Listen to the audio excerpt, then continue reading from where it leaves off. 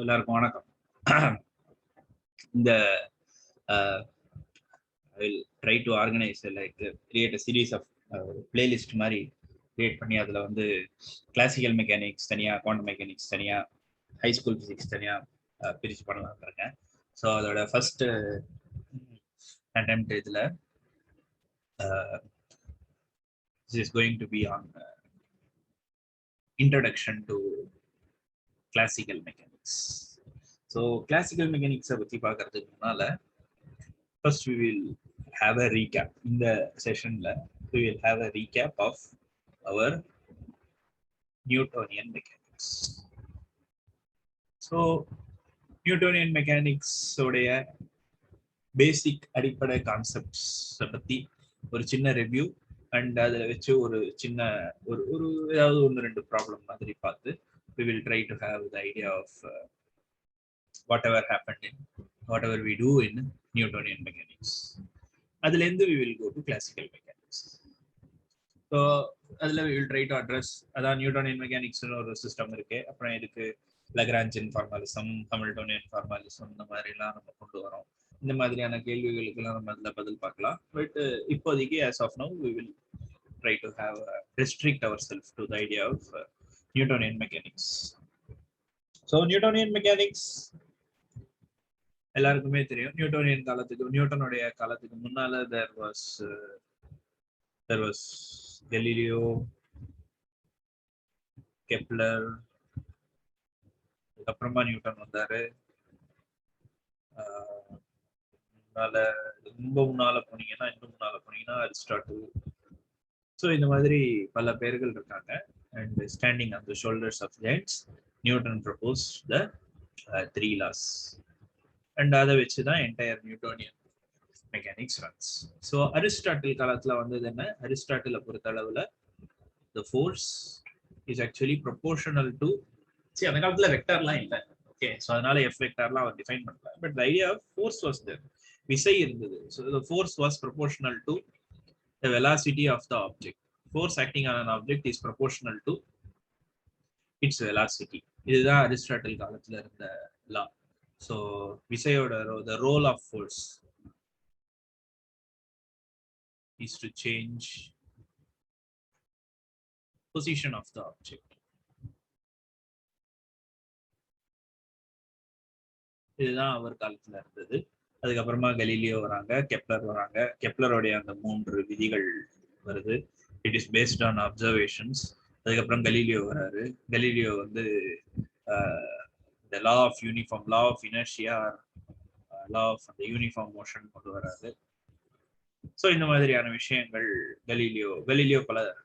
Galileo செஞ்ச experiments பத்திலாம் நம்ம போன வீடியோலாம் நம்ம பார்த்தோம். ஸோ இந்த மாதிரி எல்லாம் கலீலியோ காலங்கள்ல வருது.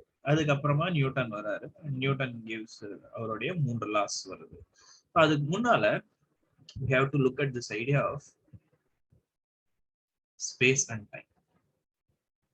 See, ஹானஸ்டா சொல்லணும்னா ஸ்பேஸ் டைம்னா என்னன்ற ப்ராப்பர் டெஃபினிஷன்லாம் கொஞ்சம், அட்லீஸ்ட் எனக்கு கொஞ்சம் சிக்கலான டெஃபினிஷன்ஸ். ஓகே, மற்றவங்களுக்கு எப்படி தெரியல. It is not so easy to define. So நம்ம வந்து ஒரு ஆப்ரேஷனல் பர்ஸ்பெக்டிவ்ல பயன்பாட்டுக்கு எந்த மாதிரி டிஃபைன் பண்ணா சரியா இருக்குமோ அந்த மாதிரி ஒரு அண்டர்ஸ்டாண்டிங்கை டெவலப் பண்ணிக்கிட்டு we will proceed to physics. ஸ்பேஸ்னா என்ன, டைம்னா என்ன, அதுக்கு முன்னால there is this idea of particle. இன்னும் கரெக்டா சொல்லணும்னா பாயிண்ட் பார்ட்டிகிள். ஸோ நியூட்டன் காலத்துல, மேக்ஸ்வெல் காலத்துல கூட இந்த குவாண்டம் மெக்கானிக்ஸ்லாம் வர்றதுக்கு முன்னால there were 2 kinds of entities, particles and waves. இதுக்கு தனித்தனியான மெக்கானிசம்ஸ் தனித்தனியாக இருந்தது. ஸோ ஒரு பார்ட்டிகிள் அப்படின்னா நம்ம மீன் பண்றது என்ன? ஒரு பார்ட்டிகிள்னா அப்படின்னு கேட்டீங்கன்னா, the particle can have the fundamental properties such as mass, charge, etc. இந்த மாதிரி ஃபண்டமெண்டல் ப்ராப்பர்ட்டிஸ் இருக்கலாம். ஓகே, அண்ட் நம்ம சொல்ற இந்த பாயிண்ட் பார்ட்டிகிள்ல the mass should be concentrated. இந்த மாஸ் வந்து ஒரு குறிப்பிட்ட ரீஜன்ல it should not be distributed. ஒரு ஒரு ஒரு ஒரு டிஸ்ட்ரிபியூஷன் ஆஃப் மாஸ் இருக்கு, இந்த மாதிரி ஒரு பெரிய ஆப்ஜெக்ட் இருக்கு, அதுல இந்த பக்கம்லாம் ஒரு நிறை வந்து இந்த பக்கம்லாம் அதிகமா இருக்கு, இந்த பக்கத்துல கம்மியா இருக்கு, இந்த பக்கத்துல அதிகமா இருக்கு, இந்த மாதிரி ஒரு ஆப்ஜெக்டை நம்ம டிஃபைன் பண்ணோம் அப்படின்னா அதை வந்து நம்ம ஒரு பார்ட்டிகளா கன்சிடர் பண்ண முடியாது. ஓகே, அண்ட் நம்ம வந்து we should not associate any kind of geometric shape எல்லாம் அசோசியேட் பண்ணாம இருக்கிறது தான் ஐடியல் பாயிண்ட் பார்ட்டிகள். பட் நம்ம என்ன பண்ணுவோம், we will have a particle, we will define center of mass and we will say the center of massல அதோட மொத்த மாசம் கான்சென்ட்ரேட் ஆயிருக்கு அப்படின்லாம் நம்ம சொல்லுவோம். ஸோ இப்போ ஒன்றுக்கும் மேற்பட்ட பார்ட்டிகள் இருக்கு அப்படின்னா, ஸோ இந்த இடத்துல ஒரு பார்ட்டிகள் இருக்கு, இந்த இடத்துல ஒரு பார்ட்டிகள் இருக்கு அப்படின்னா, இது ரெண்டுத்துக்கு இடையில என்ன இருக்கு இல்லையா? ரெண்டு பார்ட்டிகள் ஒரே இடத்துல இருக்க முடியாது. ஸோ இது ரெண்டுத்துக்கு இடையில இருக்கிறது தான், இதுதான் ஸ்பேஸ் அப்படின்ற ஒரு ஐடியா டிஃபைன் பண்றதுக்கான ஒரு தேவை. ஸோ ரெண்டு குறிப்பிட்ட பார்ட்டிகளுக்கு இடையில there is something called space. இது ரெண்டு குறிப்பிட்ட பார்ட்டிகளுக்கு இடையில மாத்திரம் இல்ல, the space is there throughout and நம்ம ஸ்பேஸ் டிஃபைன் பண்றதுக்கான ஒரு காரணம் இது. ஓகே, இந்த ரெண்டு there is some localized object, it has gathered some matter, it possesses some matter, அதனால அதுக்கு மாஸ் இருக்கு. அந்த மாஸ் இருக்கிற ஒரு என்டிட்டி ஒரு குறிப்பிட்ட பாயிண்ட் இன் ஸ்பேஸ்ல இருக்கு, ஏங்கிற பாயிண்ட்ல இருக்கு. பி அப்படின்ற இன்னொரு பாயிண்ட்ல இன்னொரு என்டிட்டி which possess mass இருக்கு. இது ரெண்டுத்துக்கு இடையில there is some gap or there is some distance between these two particles. So இது ரொம்ப naive way of defining space. Okay, வெளி ஸ்பேஸ்ங்கிறது எல்லாருக்குமே ஒரு இன்ட்யூட்டிவ் ஃபீல் இருக்கு, அதனால நம்ம அதுக்குள்ள பெருசா போகிறது இல்லை. இப்ப இந்த பார்ட்டிகள் இப்படியே இருந்துருச்சு அப்படின்னா ஓகே, பட் ஆனா நம்ம பாக்குறோம் இந்த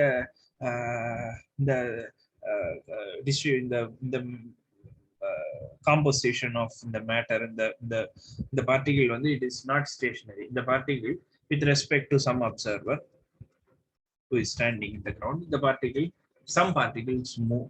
So இந்த பார்ட்டிகளோட பொசிஷன், some particles move அப்படிங்கறத தான் நம்ம என்ன சொல்றோம், இந்த பார்ட்டிகள் மூவ்ஸ் அப்படிங்கறத தான் நம்ம என்ன சொல்றோம், the position of the particle changes with respect to time.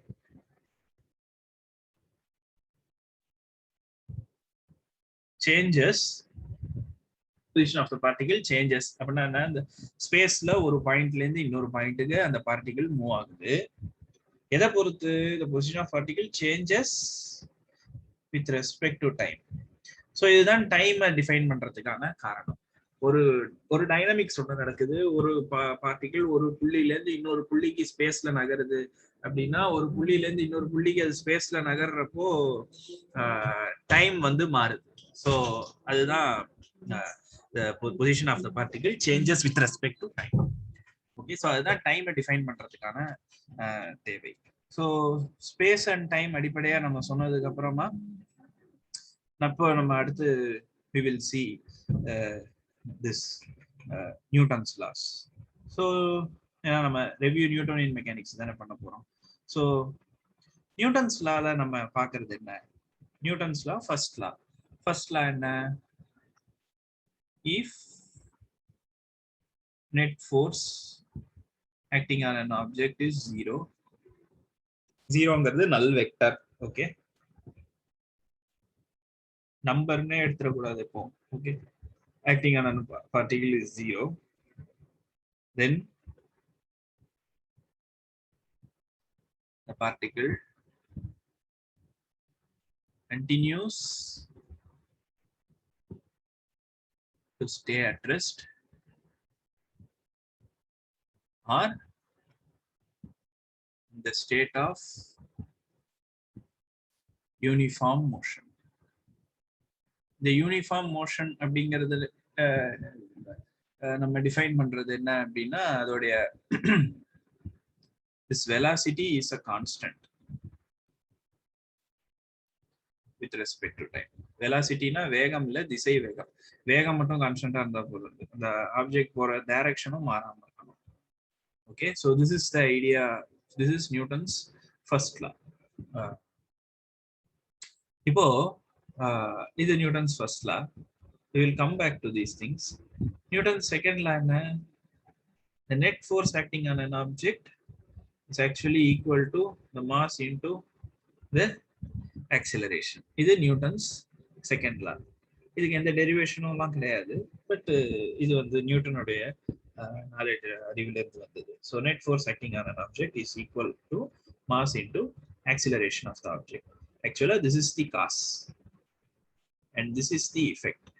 So entire thing is a cause effect theory. The theory is a cause effect theory. So ஒரு பொருள் ஆக்சிலரேட் ஆகுது அப்படிங்கிறது விளைவு. அது ஆக்சிலரேட் ஆகுற அந்த விளைவுக்கான காரணம் வந்து அந்த பொருள் மேல ஒரு நான் ஜீரோ ஃபோர்ஸ் ஒன்று ஆக்ட் ஆயிருக்கும். ஒரு விசை ஒரு பொருள் மேல செலுத்தப்பட்டால் அந்த பொருள் வந்து என்ன ஆகும்? ஆக்சிலரேட் ஆகும். அப்படின்னா அதோடைய வேகம், திசை வேகம் நேரத்தை பொறுத்து மாறும். Right.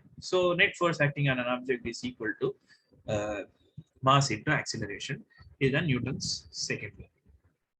And Newton's third law எல்லாருக்குமே தெரிஞ்சது, every action has equal and opposite reaction.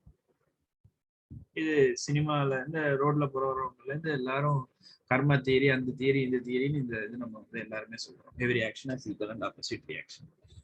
So Newton second லாவை பயன்படுத்தி இந்த தேர்ட் லாவையும் நம்ம யூஸ் பண்ணோம்னா we will get what is known as conservation of momentum. ஒரு கொலிஷன் ப்ராசஸ் ஒன்று நடக்குது அப்படின்னா கொலைட் ஆகிறதுக்கு முன்னால அந்த சிஸ்டம்க்கு இருக்கிற மொமெண்டமும் கொலைட் ஆனதுக்கு அப்புறமா அந்த சிஸ்டம்க்கு இருக்கிற மொமெண்டம், டோட்டல் மொமெண்டம் மாறாது. Conservation of momentum. இப்போ இந்த செகண்ட் லா ஒரு நிமிஷம் கொஞ்சம் நல்லா கவனிக்கலாம். என்ன பண்ணலாம்னா, if I make this net force 0, அப்ப என்ன ஆகும்? Then m into a will be 0. அப்ப என்ன ஆகும்? மாஸ் 0 ஆகிறதுக்கு வாய்ப்பு இல்லை. So acceleration 0. ஆக்சிலரேஷன் 0 ஆச்சுன்னா என்ன அர்த்தம்? dv by dt 0 அர்த்தம். dv by dt 0 அர்த்தம்னா v is constant. ஸோ இப்போ நல்லா பார்த்தோம்னா இது என்னது ஆக்சுவலா? ஸோ நியூட்டன் செகண்ட் லால ஒரு குறிப்பிட்ட special case f is equal to 0 அப்படிங்கிற ஸ்பெஷல் கேஸ் நம்ம போட்டோம்னா we can get Newton's first law. So அப்போ நிஜமாவே இதெல்லாம் வேற வேற லாவா இல்லை இது வெறும் ஒரு ஸ்பெஷல் கேஸா? ஃபர்ஸ்ட் லா அப்படிங்கிறது ஒரு is it just a special case? அது வந்து ஒரு அது நிஜமான லா இல்லையா அப்படின்னு கேட்டா அதுக்கான answer is first law is not just this. எனக்கு தெரிஞ்ச அளவுல இந்த ஃபர்ஸ்ட் லாவுடைய ரீச் என்ன அப்படின்னு நம்ம பார்க்கலாம். இது உண்மை. நியூட்டன் செகண்ட் லால ஒரு special case net force acting on an object நம்ம 0 போட்டோம்னா நமக்கு இது கிடைக்குது, ஃபர்ஸ்ட் லாவோட ரிசல்ட் கிடைக்குதுங்கிறது உண்மை. பட் இந்த ஃபர்ஸ்ட் லாவோடைய நோக்கம் இந்த மாதிரி டிஃபைன் பண்ணப்பட்டதுக்கான காரணம் என்ன அப்படின்னா, இந்த first law defines this idea of inertial reference frame. இது ரொம்ப ரொம்ப ரொம்ப முக்கியமான ஐடியா. the inertial எந்த ஃப்ரேம் இனர்ஷியல் ஃப்ரேம்னா என்ன, நான் இனர்ஷியல் ஃப்ரேம்னா என்ன, inertial frame non inertial frame இடையில இருக்கிற வேறுபாடு. அண்ட் இது வந்து ஐன்ஸ்டைனுடைய ரிலேட்டிவிட்டி தியரி வரையும் இதோடைய ரீச் உண்டு.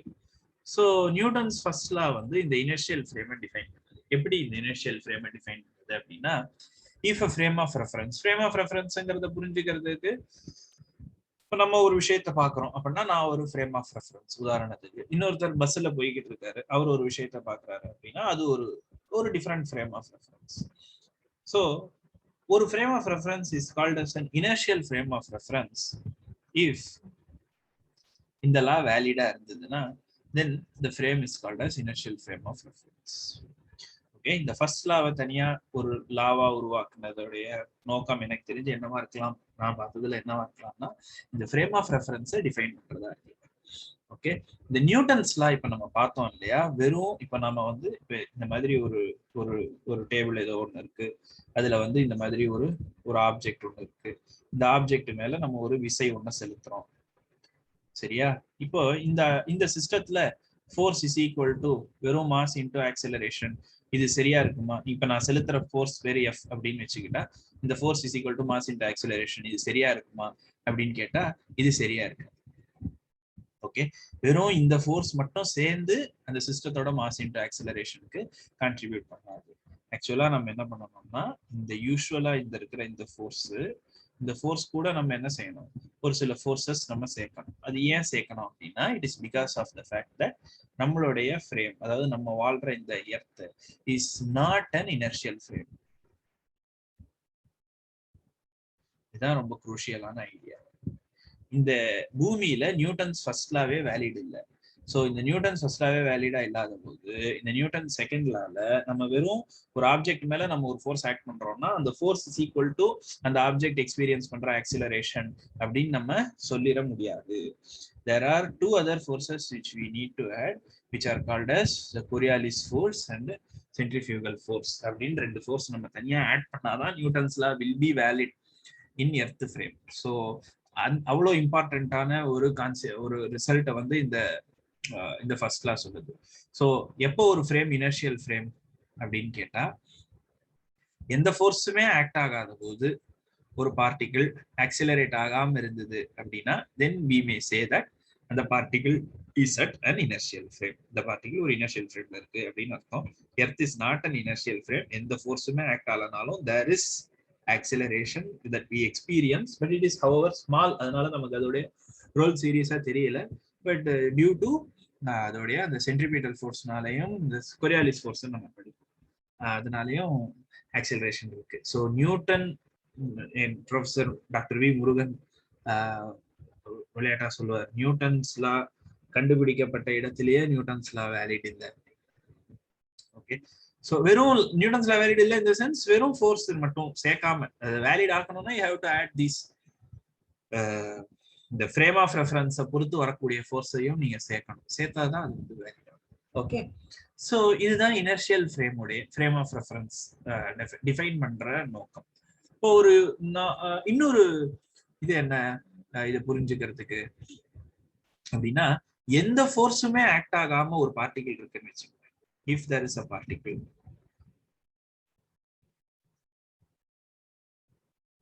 of mass m and if net force acting on the particle is 0, okay, and let the net force acting on the particle is 0. அதாவது இப்போ இது எர்த் ஃப்ரேம்ல ஒரு பார்ட்டிகிள் இருக்கிறதாலேயே அதுக்கு எப்படி வந்து சென்ட்ரிஃபியூகல் ஃபோர்ஸ்லாம் அது மேல ஆக்ட் ஆகுமோ, இந்த கொரியாலிஸ் ஃபோர்ஸ்லாம் அது மேல ஆக்ட் ஆகுமோ, அந்த மாதிரிலாம் இல்லை. அவுட்டர் ஸ்பேஸ்ல நான் எங்கேயோ ரொம்ப தொலைவுல நம்ம வந்து எந்த இன்ட்ராக்ஷனும் இல்லாம, அந்த காலத்துல இந்த மாதிரி ஒரு ஃபிக்ஸட் ஸ்டார்ஸ் எல்லாம் வச்சிருப்பாங்க. ரொம்ப தொலைவுல இருக்கிற ஸ்டார்ஸ் யாரும் அதெல்லாம் மூவ் ஆகாது. அதை தான் ஒரு ஃபிக்ஸடு ரெஃபரன்ஸ் ஃப்ரேமா வச்சுக்கிட்டு அதை பொறுத்து தான் நம்ம மற்ற சிஸ்டத்தெல்லாம் படிக்கணுன்ற மாதிரி இருந்தது. ஸோ இப்போ நான் உதாரணத்துக்கு சொல்றேன், அவுட்டர் ஸ்பேஸ் எந்த விதமான டிஸ்டர்பன்ஸும் இன்ட்ராக்ஷனும் இல்லை. பட் நம்மளால we can see the object is moving. ஏதோ ஒரு ரெஃபரன்ஸ் இருக்கு, அதை பொறுத்து இந்த ஆப்ஜெக்ட் மூவ் ஆகுறது நமக்கு தெரியுதுன்னு வச்சுக்கோங்க. ஓகே, இப்போ நான் ஒரு ஃப்ரேம்ல இருக்கேன்,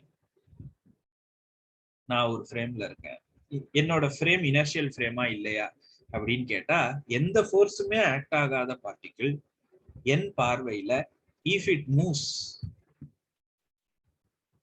in a straight line,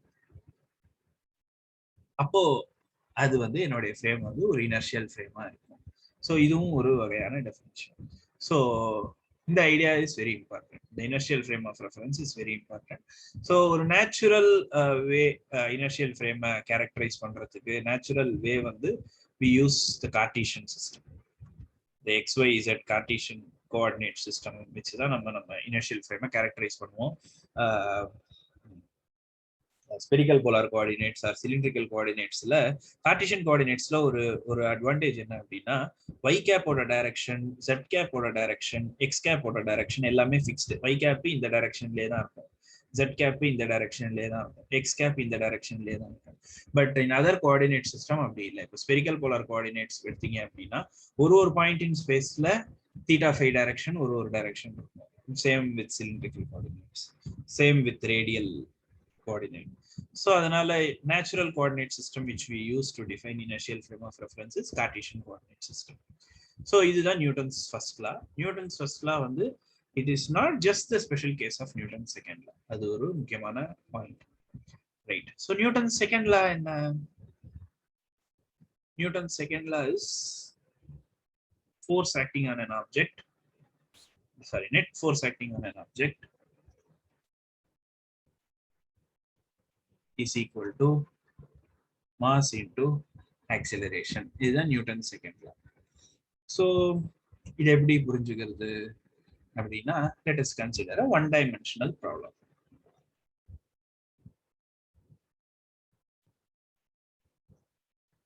என்ன ப்ராப்ளம்? இந்த மாதிரி ஒரு பெரிய டவர் ஒன்று இருக்கு. ஓகேயா? இந்த டவரோட உயரம் வந்து the height of the tower is h. இந்த டவரோட இந்த முனையிலேருந்து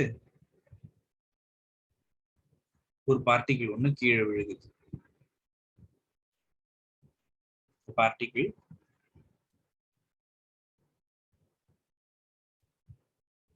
of mass m falls off the roof.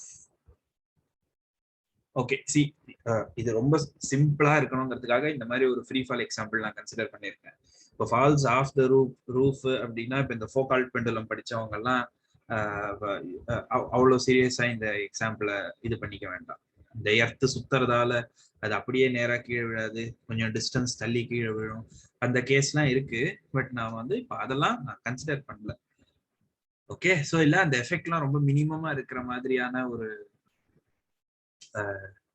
ஒரு ஒரு கேஸ் வந்து நம்ம கன்சிடர் பண்ணுவோம். So just an object is undergoing a free fall. Okay, இல்லைன்னா இது கூட வேண்டாம், டவர் கூட வேண்டாம். ஏன்னா டவர்ல இருந்து நம்ம தூக்கி போடுறோம். So just there is an object and that object is falling down. மரத்தை, ஓகே, மரம், okay, just the object is falling down. நான் பார்க்குறப்போ அட் டைம் நான் வந்து மெஷர் பண்றேன். நான் என்னுடைய இதுல ஸ்டாப் வாட்ச் ஆன் பண்றேன். நான் ஸ்டாப் வாட்ச் ஆன் பண்றப்போ இந்த உயரம் இஸ் h. ஸோ எனக்கு என்ன தெரியணும் அப்படின்னா, I want to know aim of the problem. எதுக்கு இந்த ப்ராப்ளம் போட்டோம்? aim of the problem is to get height as a function of time. நேரத்தை பொறுத்து இந்த உயரம் எப்படி மாறும் அப்படிங்கிறது தெரிஞ்சுக்கிறது தான் aim. ஸோ எப்படி தெரிஞ்சுக்கலாம்? we have to use Newton's law. Newton's law என்ன? net force acting on an object is equal to m into d square y by dt square. y அப்படிங்கிறது என்ன? இந்த ஆக்சிஸ், இந்த நம்ம டிஃபைன் பண்றோம் இல்லையா, X axis y axis define பண்றோம் இல்லையா. ஸோ இது எக்ஸ் ஆக்சிஸ் டிஃபைன் பண்றேன், இது y ஆக்சிஸ் டிஃபைன் பண்றேன். So object is coming down. So அதோட y கோஆர்டினேட் மாறிக்கிட்டே இருக்கு. So m into d square y. Okay, இது இந்த மாதிரி டிஃபைன் பண்றதுல ஒரு சிக்கல் வரும். y குறைஞ்சிக்கிட்டே இருக்கு அப்படிங்கிற மாதிரி ஒரு இது ஒன்று வரும். ஸோ இதுதான் என்னோட ஸ்கேல். இங்கேருந்து நான் பார்க்குறேன். ஸோ இதுதான் நான் y ஆக்சிஸா டிஃபைன் பண்ணேன். சரியா? So m into d square y by dt square is equal to net force acting on an object. We know what is this force. The force எதனால வருது? This force is due to, this force is nothing but the gravitational force. இந்த அந்த குறிப்பிட்ட மாஸும் எர்த்தும் attract பண்ணது ஒண்ணு. So அதனால this is a gravitational force. The gravitational force என்ன? Near the surface of earth we can approximate it to be mg. So mgங்கிறது என்ன? G is acceleration due to gravity. அப்படின்னா என்ன அர்த்தம்? at time t equal to 0 வேகம் v velocity 0 இருக்கு அப்படின்னா, ஒரு வினாடிக்கு அப்புறம் velocity 9.8 இருக்கும். 2 வினாடிக்கு அப்புறம் velocity வந்து 9.8 plus 9.8. ஓகே, 18.6. ஓகே, அது இருக்கும். ஸோ அதோட வெலாசிட்டி இந்த மாதிரி அதிகமாகிக்கிட்டே இருக்கும். அதுதான் 10ன்னு வச்சுக்கலாம், கணக்கு ஈஸி. t equal to 0ல 0, t equal to 1ல 10, t equal to 2 secondsல 20 metre per second velocity, t is equal to 3 secondல 30 metre per second velocity, t is equal to 4ல 40 மீட்டர் per second velocity. அதுதான் இந்த g ஓட meaning. So நேரத்தை பொறுத்து எப்படி வேகம் அதிகமாகுது இல்ல குறையுது. இந்த ஜிங்கிறது it has a value, I will approximate it to be 10 meter per second square. See, நீங்க யாராவது இந்த MIT ப்ரொஃபசர் வால்டர் லூவின் அவருடைய லெக்சர் பார்த்துருந்தீங்கன்னா அவர் மீட்டர் per second ஸ்கொயர் எழுத மாட்டார், மீட்டர் per second அப்படின்னு எழுதுவார். ஸோ இதுதான் ரொம்ப மீனிங்ஃபுல்லான definition. G is 10 meter per second அப்படின்னா ஒரு வினாடிக்கு 10 மீட்டர் per second அதிகமாகும் acceleration is 10 meter per second. Okay, so this is mg and this mg is equal to என்ன, m into d square y by dt square. Okay, so which implies என்ன, d square y by dt square is equal to g.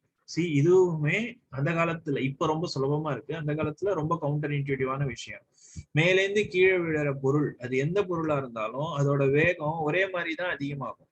அந்த பொருளுக்கு நிறை அதிகமா இருந்தா ஒரு மாதிரியும் நிறை கம்மியா இருந்தா ஒரு மாதிரியும் அதோடைய வேகம் அதிகம் ஆகாது. The acceleration due to gravity is like the acceleration due to gravity, how a particle getting accelerated in presence of this gravitational force, it is entirely immaterial. இது mass is immaterial. mass பொறுத்து அதோடைய அந்த behavior மாறாது.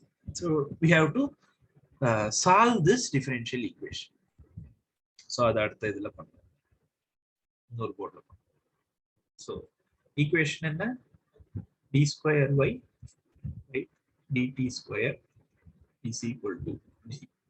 The g அப்படிங்கிறது it is a constant. See again there are some இதுவுமே approximation தான். Near the surface of உயரம் அதிகமாச்சுன்னா எப்படி மாறும், டெப்த்ல இது எப்படி மாறும், போல்ஸ்ல எப்படி மாறும், அந்த மாதிரி நிறைய இருக்கு. So we are kind of having an approximation that this g is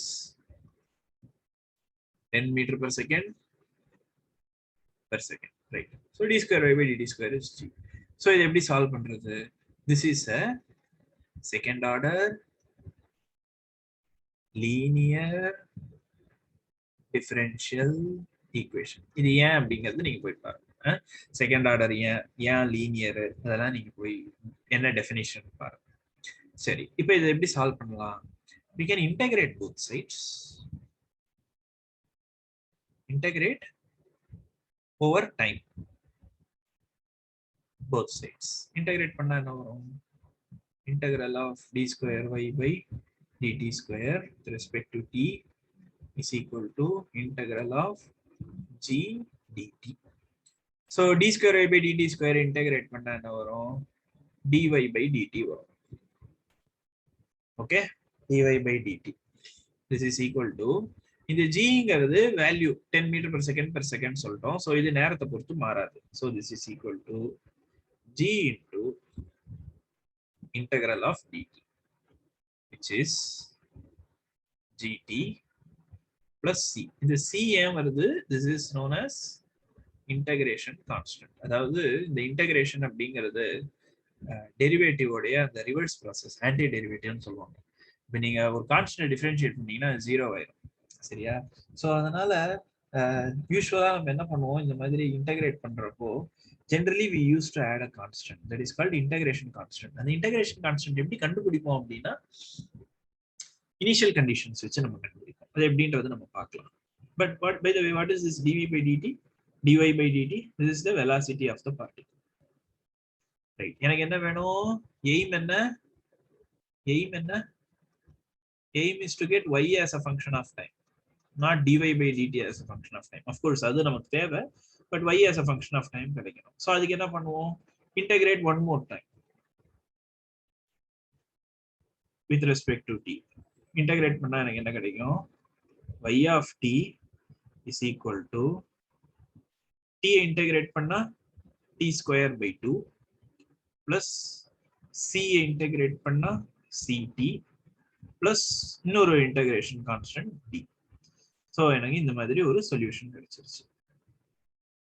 Okay, so I got the function y of t. By the way, mathematically function na enna, function it is a map between two numbers. இங்க நம்பர்னா லிட்டரலா நம்பர்னு மீன் பண்ண வேண்டாம். இங்க என்ன எதுக்கு இடையில இருக்கிற map, here the map is between t and y. அப்படினா நீங்க ஒரு டைம் t equal to 1 அப்படினு நீங்க ஒரு நம்பர் கொடுத்தீங்கன்னா நான் y is equal to இது, t equal to 2 ஒரு நம்பர் கொடுத்தீங்கன்னா y is equal to இது அப்படின்னு நான் சொல்லணும். பட் இப்போ நம்மளால அப்படி சொல்ல முடியுமா அப்படின்னா முடியாது. ஏன் முடியாது, ஏன்னா c ன்னு ஒண்ணு இருக்கு, டின்னு ஒண்ணு இருக்கு. இது ரெண்டும் என்னன்னு நமக்கு தெரியல. சோ இது என்ன அப்படிங்கிறது நம்ம கண்டுபிடிக்கணும். சோ சியும் டியும் என்னன்னு எப்படி கண்டுபிடிக்கிறது? we have to use so called initial conditions. initial conditionsனா என்ன? எவ்வளவு இனிஷியல் கண்டிஷன் வேணும்? this is a second order differential equation. second order differential equation solve பண்றதுக்கு ரெண்டு இனிஷியல் கண்டிஷன் வேணும். there are okay electromagnetic theory ல image problem, Laplace equation okay அப்படின்னு ஒரு இது வரும். அது விட்டுருங்க. பட் இன் ஜெனரல் நம்ம இதெல்லாம் பாக்குறப்போ we need two conditions. okay second order differential equation solve பண்றதுக்கு ரெண்டு இனிஷியல் கண்டிஷன்ஸ் வேணும். ரெண்டு கண்டிஷன் வேணும். இன்னும் சொல்ல போனா okay they are constant of motion in some way. okay so ரெண்டு கண்டிஷன் வேணும். என்ன ரெண்டு கண்டிஷன்? ஒரு condition y at time t equal to 0. அது என்ன? ஆரம்பத்துல நம்ம சொன்னோம் இல்லையா, ஒரு குறிப்பிட்ட உயரத்துல இருக்கு அப்படின்னு நம்ம சொன்னோம். so that is no h அப்படிங்கிற உயரத்துல இருக்கு. அடுத்தது எனக்கு என்ன தெரியணும்? y dot அப்படிங்கிறது என்ன? dy by dt. Okay y dot at time t equal to 0. initial position. இது initial position. initial velocity இது. at time t equal to 0 இதுதான் velocity. at time t equal to 0 நான் velocity 0 ன்னு வச்சுக்கிறேன். அந்த நேரம் தான் நான் பாக்குறேன், இல்ல நான் அந்த நேரத்துல தான் நான் ரிலீஸ் பண்றேன் அந்த ஆப்ஜெக்ட. சோ அந்த நேரத்துல அதோட velocity 0 ன்னு வச்சுக்கிறேன். இது ஒரு சௌகரியத்துக்காக வச்சுக்கிறோம், நம்ம டிஃபைன் பண்றது தானே. சோ இதை சப்ஸ்டிட்யூட் பண்ணணும். சப்ஸ்டிட்யூட் பண்ணா என்ன? இந்த ஈக்குவேஷன்ல சப்ஸ்டிட்யூட் பண்ணுங்க. இந்த ஈக்குவேஷன்ல சப்ஸ்டிட்யூட் பண்ணா என்ன ஆகும்? y of 0 is equal to d. But y of 0 என்ன? h, which implies the d ங்கிற unknown என்ன? h. இந்த h ங்கிறது என்ன? ஆரம்பத்துல அது எவ்வளவு உயரத்துல இருக்கு, அதுதான் h. அதுக்கப்புறம் y dot வேணும். y dot வேணும்னா இதை டிஃபரன்ஷியேட் பண்ணணும். ஸோ டிஃபரன்ஷியேட் பண்ணீங்கன்னா என்ன வரும்? y dot of t is equal to gt plus c. y dot of 0 is equal to c. But y dot என்ன? y dot என்ன? 0, which implies c is equal to 0. Thus y of t is equal to gt square by 2 plus h. Solve பண்ணியாச்சு. Okay, so இதுதான் Newtonian மெக்கானிக்ஸ்ல நம்ம பண்றது. this is the most simple case. okay, usually this is very ஒரு simple trivial ஒரு example. okay, so இது எதுக்கு பண்ணோம் அப்படின்னா, this is just to show how we work with Newtonian mechanics. இப்போ இங்க வந்து ஃபோர்ஸ் வந்து கிராவிடேஷனல் ஃபோர்ஸ் இல்ல, வேற ஏதோ ஒரு ஃபோர்ஸ் அப்படின்னா அந்த ஃபோர்ஸ் என்ன அப்படிங்கறத நீங்க கொடுத்தீங்க அப்படின்னா we can solve the second order differential equation. there are cases where this equation linear equation இருக்கலாம், ஒரு சில கேஸ்ல நான் லீனியர் ஈக்குவேஷனா இருக்கலாம். எல்லா நான் லீனியர் ஈக்குவேஷனையும் நம்மளால எக்ஸாக்டா சால்வ் பண்ண முடியாது. அண்ட் அதுக்கு ஒரு சில டெக்னிக்ஸ் இருக்கு, சிமுலேஷன்ஸ் இருக்கு. சோ இதுதான். பட் எசென்சியலா நியூட்டோனியன் மெக்கானிக்ஸ்ல நம்ம பண்றது இதுதான். ஒரு ஃபோர்ஸ் ஒன்று கொடுத்தோம் அப்படின்னா அந்த ஃபோர்ஸை வச்சு நம்மளால என்ன கண்டுபிடிக்க முடியும்? the fate of the particle. fate of the particle நான் சொல்றது என்ன? the position of the particle as a function of time. இந்த instant of time இதுல ரொம்ப முக்கியமா குரூஷியலா okay so this is an example, but I want to go add இன்னும் ஒரு விஷயம் சொல்றதுக்கு விருப்பப்படுறேன். so இதுல ரொம்ப முக்கியமான இது என்ன அப்படின்னா, if I know the present,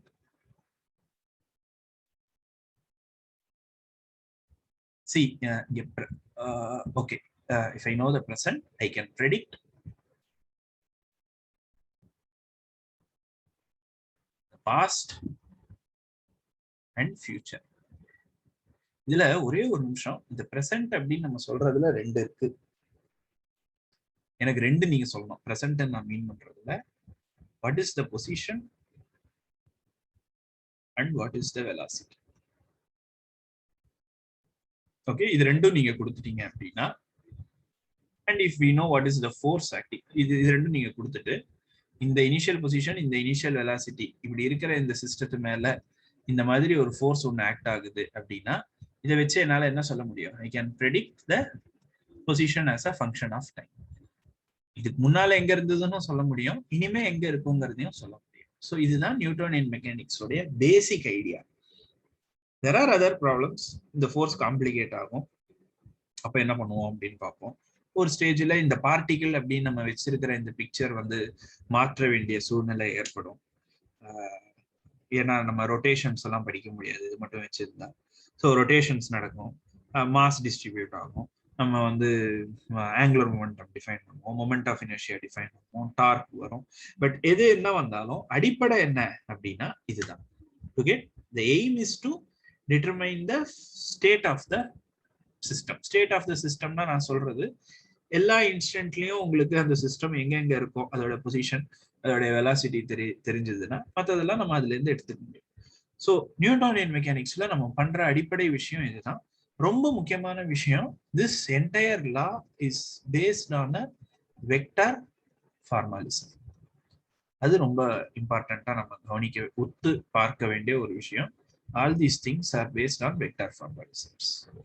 so வெக்டார்ஸ்ல ஒரு சிக்கல் என்ன? சிக்கல் வெக்டார்ஸ்ல the problem is it is not coordinate independent. அப்படின்னா என்ன? கோஆர்டினேட் இண்டிபெண்டன்ட்னா என்ன? இந்த மாதிரி ஒரு ஃப்ரேம் ஆஃப் ரெஃபரன்ஸ் இருக்கு வச்சுங்க. இந்த மாதிரி நான் என்னுடைய ஆக்சிஸ் வச்சிருக்கேன், நான் ஒரு பார்ட்டிகளோட எவல்யூஷன் நான் பாக்குறேன்னு வச்சுங்க. இப்ப இதே பார்ட்டிகிள் பட் ஆனா இன்னொருத்தர் வந்து கொஞ்சம் தலையை திருப்பி பாக்குறாரு, அவருடைய கோஆர்டினேட் சிஸ்டம் இப்படி மாறி இருக்குன்னு வச்சுங்க, கொஞ்சம் ரொட்டேட் ஆயிருக்கு, டில்ட் ஆயிருக்குன்னு வச்சுங்க. இந்த நியூட்டன்ஸ்ல வந்து நீங்க ரொட்டேட், இந்த திரும்பின ஃப்ரேமுக்கு நீங்க டிரான்ஸ்ஃபார்ம் பண்ணணும். யூஸ்வலா நீங்க இங்க இந்த திரும்பறதுக்கு முன்னால இருக்கிற ஃப்ரேம்ல இருக்கிற அதே நியூட்டன்ஸ்லா தான் ஆஃப்கோர்ஸ், பட் அதே ஃபார்ம்ல இருக்காது. அது நீங்க என்ன பண்ணணும்? the force will transform, the acceleration will transform, and any vector quantity will transform under rotation.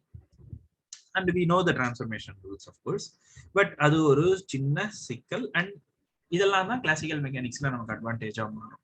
So okay, so இந்த இது நான் இதோட ஸ்டாப் பண்ணிக்கிறேன். ஸோ இது ஒரு சின்ன overview of what we do what we do in Newtonian mechanics. நம்ம இது மாதிரி இன்னும் 2-3 எக்ஸாம்பிள்ஸ் பார்ப்போம். பார்த்துட்டு we will try to start with classical mechanics. Thank you.